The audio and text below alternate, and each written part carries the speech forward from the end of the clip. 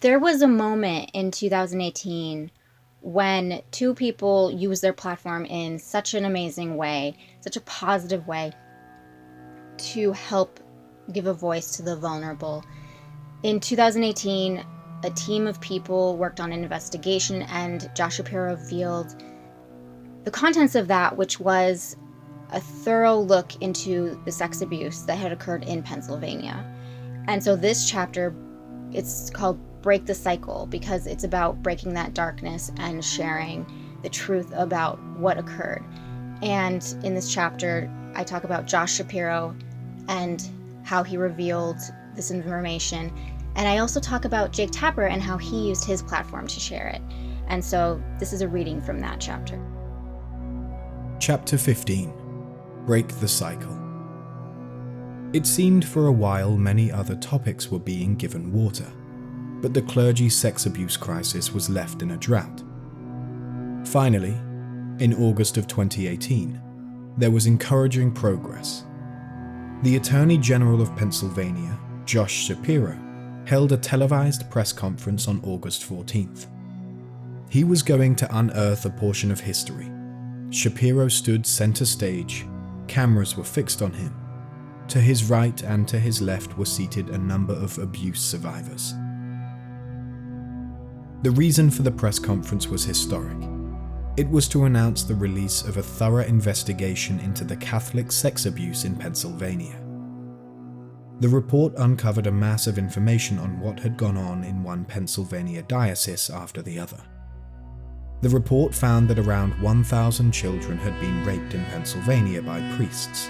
About 300 priests were accused of crimes. The American media gave it Radis-level coverage.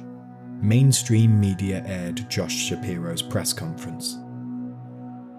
The pattern was abuse, deny, and cover-up, Shapiro stated sharply. In no uncertain terms, Shapiro laid bare the depravity that had occurred in the Commonwealth. We all wish more charges could be filed, but due to the Church's manipulation of our weak laws in Pennsylvania, too many predators are out of reach. The cover-up made it impossible to achieve justice for the victims.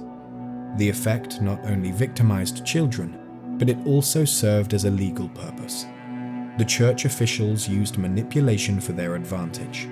The longer they covered it up, the less chance law enforcement could prosecute these predators because the statute of limitations would run. Shapiro summarized the findings of the report with the phrase, "Above all else, they protected their institution at all costs."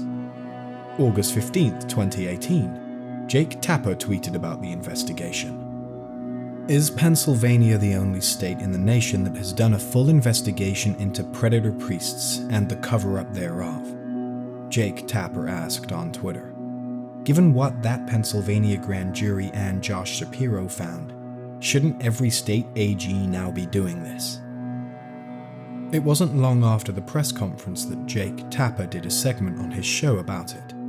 Like Radis receiving the transmission message from Jyn Erso to communicate it to the rebels in the rest of the galaxy, Jake Tapper had also carried their report into the mainstream media coverage, as did many other networks. Jake Tapper stood at the bottom of the steps of St. Matthew's Cathedral in Washington, D.C., filming the news segment for The Lead. The segment was dated August 19th, 2018. Monday is the first mass here since this shocking Pennsylvania grand jury report detailing allegations of widespread predatory behavior by more than 300 priests against more than 1,000 children, he said. He was holding stacks of paper that was the investigation into the Pennsylvania Archdiocese for the camera to see just how extensive the investigation was. Tapper went on to report on a specific cardinal by the name of Donald Verl.